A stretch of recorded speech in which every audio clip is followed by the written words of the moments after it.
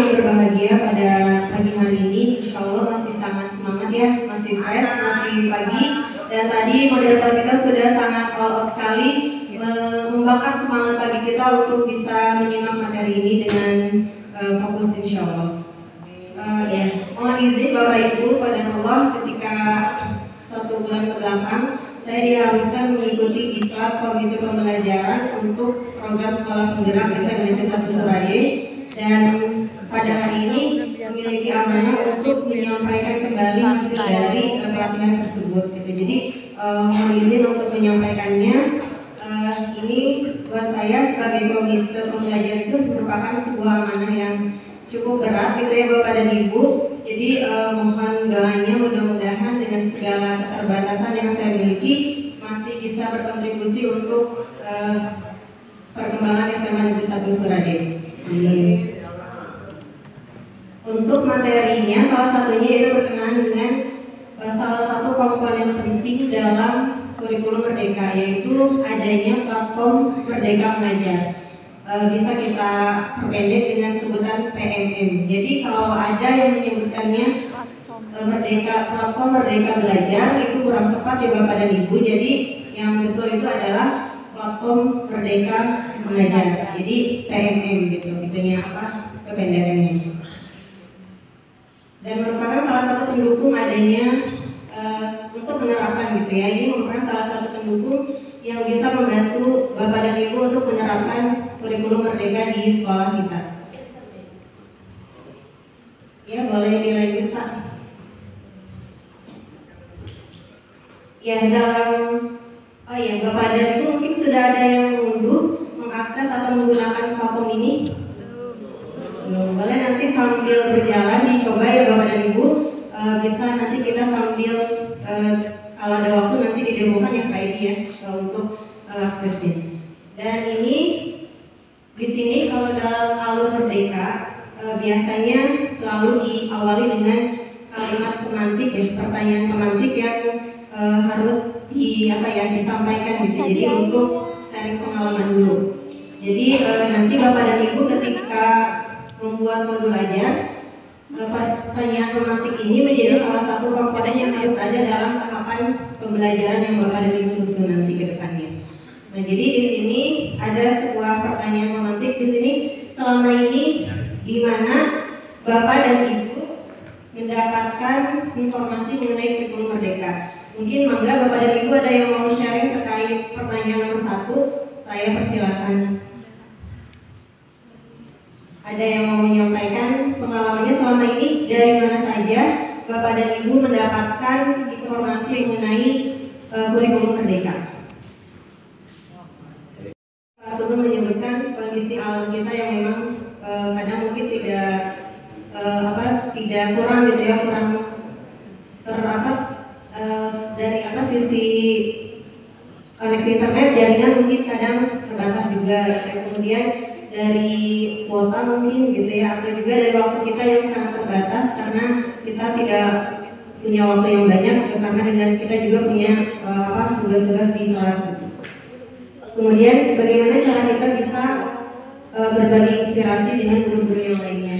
Dan ini Kemendikbudristek telah meluncurkan sebuah platform Merdeka Mengajar yang di sana kita bisa menjawab kebingungan-kebingungan kita gitu. Jadi di sini Pak Nadiem Makarim menyebutkan bahwa guru yang terbaik adalah guru yang tidak pernah berhenti belajar dan berinovasi.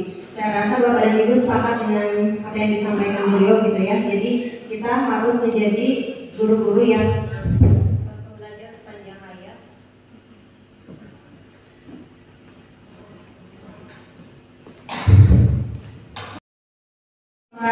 Gunakan untuk mendapatkan referensi, inspirasi dan juga pemahaman untuk menerapkan kurikulum Merdeka.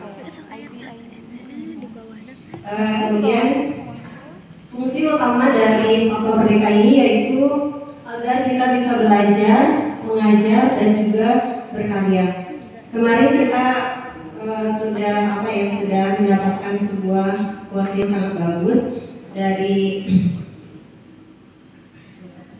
belajar ya. Jadi quote yang bagus dari Pak Pengawas ya bahwa tidak ada siswa yang tidak berhasil dididik, tapi yang ada adalah guru yang tidak berhasil mendidik seperti itu. Jadi di sini platform ini punya 3 fungsi utama, yaitu belajar, mengajar, dan juga berkarya untuk bisa lebih baik lagi. Dan platform ini bisa diakses dengan 2 cara. Yang pertama, kita bisa mengunduhnya di aplikasi di handphone kita atau menggunakan browser, bisa di handphone ataupun di laptop masing-masing. Kalau di browser itu kita pakai guru.kemendikbud.go.id. Mungkin Bapak dan Ibu bisa langsung mencobanya ya kalau memang mau mengaksesnya gitu. Jadi bisa dengan 2 cara. Kalau HP Bapak Ibu aplikasinya penuh, mungkin bisa langsung ke browser aja. Dan ini hanya bisa digunakan di gawai Android gitu. Jadi kalau yang lainnya gitu ya, jadi agak susah untuk diakses. Jadi Bapak dan Ibu bisa memilihnya, dan ini tadi bisa diakses di mana saja asal ada koneksi internetnya seperti itu.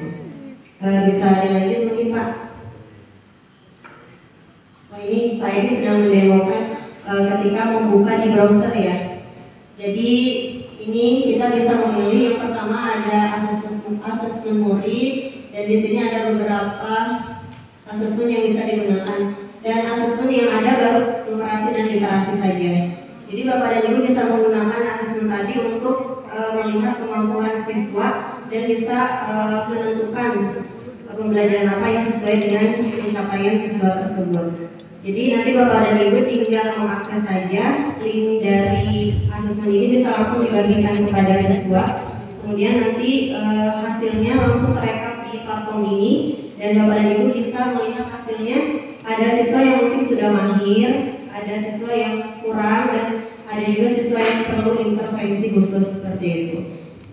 Jadi nanti bisa masuk lewat akun belajar.id. Bisa dilanjut mungkin Pak itunya PowerPoint-nya. Ini fungsi yang pertama yaitu fungsi mengajar gitu ya. Jadi Bapak dan Ibu tadi seperti yang disampaikan tadi bahwa tidak ada siswa yang tidak berhasil dididik ya. Jadi ini lebih kepada bagaimana kita bisa mengajar lebih baik lagi. Di komponen ini ada perangkat ajar, kemudian juga ada asesmen murid. Tadi sudah didemokan ya tentang asesmen murid. Nah, jadi Bapak dan Ibu di sini kita dapat inspirasi, dapat pemahaman, dapat berbagai macam panduan bagaimana kita bisa menyajikan pembelajaran yang lebih baik lagi. Itu di fungsi yang pertama yaitu fungsi mengajar. Kemudian fungsi berikutnya yaitu fungsi ada bahan ajar juga, ada modul project, dan juga ada buku murid, dan juga ada asesmen. Jadi di platform ini sudah sangat lengkap sekali Bapak dan Ibu, bisa langsung diakses. Kita bisa melihat contoh RPP yang bisa kita pakai langsung, atau kalau mau dimodifikasi itu sangat dibolehkan sekali. Kemudian ada bahan ajarnya, modul project, dan juga lain sebagainya ke bawah, itu bisa kita akses di platform ini. Jadi sudah sangat lengkap. Dan selanjutnya, kalau di asesmen murid tadi kita bisa melihat ya level kemampuan atau kompetensi masing-masing siswa. Kemudian di sini juga kita bisa melakukan tadi asesmen diagnostik. Jadi asesmen yang dilakukan di awal pembelajaran, di mana siswa itu nanti akan dilihat gitu ya pencapaian kemampuannya. Untuk asesmen ini bisa dilakukan secara online dengan membagikan link asesmennya, atau juga secara offline dengan mencetak asesmennya. Kita bisa dihadapkan pada 2 pilihan seperti itu. Kemudian untuk asesmen ini juga sebetulnya bisa dimodifikasi gitu Bapak dan Ibu. Jadi asesmen di sini yang ada literasi dan numerasi. Kalau kita mau menambahkan itemnya sangat dibolehkan, tetapi hasilnya mungkin nanti tidak bisa direkap di platform gitu, karena itu hasil penambahan dari kita gitu. Jadi kalau mau langsung ada hasilnya yang bisa kita lihat, kita bisa menggunakan asesmen yang sudah ada di platform ini. Literasi numerasi ini bisa kita gunakan untuk mendiagnostik semua mapel ya. Jadi bisa kita gunakan untuk semua mapel. Jadi baru literasi dan numerasi yang memang ada untuk dilakukan asesmen. Kemudian selanjutnya fungsi yang kedua yaitu belajar. Ya. Jadi tentunya tadi harapannya siswa kita menjadi pembelajar sepanjang hayat. Dan itu tentunya seperti yang disampaikan Bu Zia tadi malam gitu ya. Jadi kalau kita ingin anak-anak kita menjadi pembelajar sepanjang hayat, itu diawali dari gurunya juga harus mau belajar. Jadi kita harus mencontohkan dulu, menjadi teladan dulu bagaimana gurunya juga mau belajar juga gitu ya, untuk terus mengembangkan kompetensinya, mengembangkan kemampuannya. Dan platform ini bisa menjadi salah satu sumber belajar bagi Bapak dan Ibu guru yang bisa kita ambil banyak sekali manfaatnya. Di bagian ini kita ada pelatihan mandiri yang memang kita di sini bisa mengaksesnya secara mandiri. Seperti tadi di video itu si Bapak kita bisa mencari tahu atau mendapatkan banyak inspirasi dari video-video yang disajikan dalam platform ini. Yang ketiga, fungsi yang ketiga yaitu berkarya gitu. Jadi platform Merdeka ini mendorong Bapak dan Ibu guru juga untuk terus berkarya gitu ya. Dan platform ini menyediakan wadah buat Bapak dan Ibu guru untuk melakukan atau berbagi praktik yang baik. Jadi kalau di sini Bapak dan Ibu yang suka membuat video pembelajaran, yang suka sekali untuk mendokumentasikan kegiatan belajarnya yang menginspirasi itu bisa kita unggah di platform ini. Jadi Bapak dan Ibu di sini kita memang didorong untuk terus bergerak gitu ya. Jadi kita harus bisa berinovasi dan inovasi tersebut tidak hanya sampai di diri kita, tapi juga sampai kepada teman-teman kita untuk berbagi inspirasi kebaikan. Ya, selanjutnya, nah di sini nanti ada bukti karya saya. Jadi Bapak dan Ibu bisa mengimport gitu ya, bisa bisa mengupload video-video yang Bapak Ibu buat gitu ya. Jadi sebetulnya untuk yang diunggah itu hanya linknya saja. Jadi sebetulnya ketika Bapak dan Ibu ingin menampilkan atau ingin berbagi video dengan teman-teman lain yang ada di seluruh Indonesia, guru-guru yang ada di Indonesia, jadi yang diunggah itu hanya linknya saja. Jadi sebelumnya Bapak dan Ibu harus tetap mengunggahnya ke YouTube terlebih dahulu, baru linknya dimasukkan ke platform ini. Jadi sementara karena untuk katanya gitu ya, untuk agar tidak terlalu berat, jadi yang dimasukkan adalah linknya saja. Jadi Bapak dan Ibu harus memiliki akun YouTube dulu mungkin ya. Jadi nanti linknya boleh di-sharekan di platform Merdeka Mengajar ini. Kemudian Bapak dan Ibu juga bisa saling melihat hasil karya guru-guru yang lain. Kemudian bisa kayak gitu ya, kayak di medsos itu bisa komen-komenan gitu kayak, bisa sambil saling apresiasi, bisa mendapatkan umpan balik gitu ya, kekurangannya apa, kemudian yang menjadi inspirasinya apa, itu bisa diunggah di sana. Kemudian juga di sana kita juga bisa melihat ya, bisa saling memberi tanggapan dan saran oleh masing-masing rekan guru. Platform ini akan dilihat digunakan oleh guru-guru seluruh Indonesia. Jadi Bapak dan Ibu nanti bisa punya rekan guru yang bisa saling memberikan saran, tidak hanya mungkin dari mana saja, tapi mungkin dari guru-guru yang ada di daerah lain gitu. Jadi ini bisa menjadi sebuah wadah bagi kita untuk menampilkan praktik baik kita. Ya, selanjutnya pengguna dan akses platform Merdeka ini tentunya adalah guru, kepala sekolah, dan juga tenaga pendidikan yang berkepentingan. Kita tahu kalau siswa juga punya akun belajar ID, tapi mereka tidak bisa menggunakan platform ini karena ini hanya untuk guru saja. Dan dalam platform ini ini ada beberapa menu yang bisa digunakan tanpa harus login. Ini salah satunya di sini kita bisa melihat video inspirasi itu nggak perlu login, kita bisa langsung ketika membukanya, kita bisa langsung melihat dan membuka video inspirasi yang ada di sana. Kemudian kita juga bisa melihat di sini ada ya itu ya video inspirasi, kemudian ada informasi tentang Kurikulum Merdeka itu bisa diakses tanpa harus login terlebih dahulu. Nah, sementara untuk pelatihan mandiri dan bukti karya saya diharuskan login terlebih dahulu. Jadi ketika Bapak dan Ibu mengklik pelatihan mandiri, otomatis akan diminta upload belajar ID-nya. Jadi untuk pelatihan mandiri dan juga bukti karya saya itu memerlukan login terlebih dahulu. Kemudian ini lupa yang penting.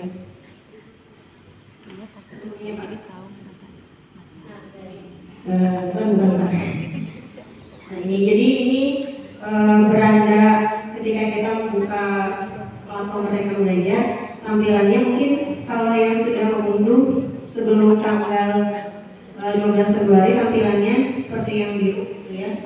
Nah ini yang terbaru yang sudah diupdate tampilannya seperti ini. Jadi kalau Bapak dan Ibu sekarang mengunduh tampilannya seperti ini ya. Setelah ini bentuknya foto-foto gitu ya. Jadi ketika Bapak dan Ibu melakukan aksi nyata, ini bentuk-bentuk kegiatan yang di upload. Ini jadi ini bisa diakses langsung ya Bapak dan Ibu tanpa harus ada login terlebih dahulu. Lanjut Pak. Ya, ini ketika kita mempelajari Kurikulum Merdeka secara mandiri, kita bisa menggunakan platform ini. Nah, kita langsung bisa ketika membuka beranda, kita dihadapkan oleh berbagai macam menu gitu ya Bapak dan Ibu. Jadi di sini untuk pelatihan mandiri kita harus login. Ada banyak topik yang disajikan di pelatihan mandiri ini. Ada 7. Ada tentang Merdeka Belajar, tentang kurikulum, tentang perencanaan pembelajaran, tentang asesmen juga. Terus ada penyesuaian pembelajaran dengan karakteristik peserta didik. Ada juga berkenaan dengan profil pelajar Pancasila. Jadi ini pelatihan mandiri yang bisa Bapak Ibu akses, dan ini bisa diakses di mana saja dan kapan saja. Dengan filosofi Ki Hajar Dewantara tentang pembelajaran yang terpusat pada peserta didik. Jadi kita akan menyimak bagaimana pandangan Ki Hajar Dewantara dalam pembelajaran yang berpusat kepada anak. Dan ternyata ini seperti yang Ibu Nurjatika bilang, tersadarkan kembali gitu ya, bahwa ternyata kita itu punya seorang bapak pendidikan yang luar biasa, yang bisa ketika pembelajaran itu harus mempertimbangkan gitu ya, mempertimbangkan bakat dan minat siswa-siswi kita. Dan peserta didik itu adalah mereka yang sudah punya modal, dan kita tidak bisa merubah itu, tapi kita bisa mengembangkannya. Kita nggak bisa merubahnya, tapi kita bisa mengembangkan bakat dan minat dari peserta didik kita. Kemudian yang kedua, topik kurikulum. Nah ini mempelajari tentang struktur dan kerangka kurikulum merdeka. Yang ketiga, topik perencanaan pembelajaran, yang tentunya berisi dengan bagaimana merencanakan pembelajaran menggunakan kurikulum merdeka. Yang keempat, topik asesmen. Jadi gimana kita bisa melakukan asesmen diagnostis gitu, yang memang menunjang pembelajaran sehingga kita bisa mengetahui dan kita memudahkan kita untuk melakukan diferensiasi pembelajaran. Yang terakhir, topik penyesuaian pembelajaran dengan kebutuhan dan karakteristik peserta. Maaf ya, mungkin ini memang belum ada belum ada istilah yang ditetapkan kita antara menyebutkan peserta didik atau murid. Jadi ada murid, ada peserta didik. Jadi di sini juga ada murid, ada peserta didik. Siswa itu ya, sama gitu. Selanjutnya mungkin ini alur belajar kita gitu ya Bapak dan Ibu. Kalau mau sistematis belajar di platformnya, bisa dimulai dengan membuka topik Merdeka Belajar. Ini sebagai sebuah awal gitu ya, bagaimana kita memahami tentang kurikulum Merdeka yang sejatinya sangat berpusat pada peserta didik. Kemudian setelah itu bisa membuka topik kurikulum, dan yang ketiga topik perencanaan, dan untuk selanjutnya Ibu dan Bapak boleh ke topik asesmen dulu atau topik penyesuaian pembelajaran dulu. Jadi boleh yang 4 dulu, boleh yang 5 dulu. Jadi kalau mau sistematis. Tapi sekali lagi Bapak dan Ibu ketika membuka platform ini sangat dibolehkan sekali sesuai dengan kebutuhan Bapak dan Ibu. Ini hanya saran saja gitu ya. Kalau mau sistematis mempelajarinya, Bapak dan Ibu bisa menggunakan alur belajar yang ditampilkan seperti itu. Ya, panduan dilanjut. Panduan lengkapnya bisa disimak di link yang ini ya, nanti bisa di-share-kan. Jadi panduan yang lengkap tentang Merdeka Mengajar ini, platform ini bisa dibuka di link ini. Selanjutnya ya, Bapak dan Ibu boleh mungkin sekarang mulai mengakses gitu ya, untuk mencoba penggunaan dari platform Merdeka Mengajar ini. Yang sudah mengunduh di handphonenya bisa tinggal buka handphonenya masing-masing gitu ya, bisa melihat-lihat gitu ya, bisa mencoba-coba berbagai menu yang ada di platform Merdeka Mengajar. Bapak dan Ibu sudah punya akun belajar semuanya ya, jadi boleh untuk nanti masuk untuk mengakses platform